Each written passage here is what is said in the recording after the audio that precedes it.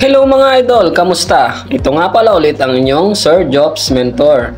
Final committee interview, tip number 7. Be ready for the question, where do you see yourself 5 years from now? Ano ang nakikita mo sa sarili mo 5 years from now o 10 years from now? Kung ako ang sasagot niyan mga idol, ang magiging sagot ko ay 5 years from now, I see myself na-promote na sa next higher rank. Kung patrolman, ang sunod doon ay police corporal. Tapos, ako ay meron ng pamilya. Siguro mga 1 o 2 anak. Tapos, may sarili ng bahay, may sasakyan. Maayos na, successful na sa buhay. Isagot mo idol yung nakikita mo sa sarili mo. Kung ano yung mga gusto mong gawin. Halimbawa, 5 years from now, nakapag-aral ka na uli ng ibang kurso.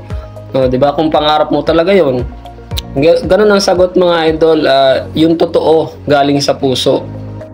Yun lamang mga idol. Tip number 7, be ready for the question, where do you see yourself 5 years from now?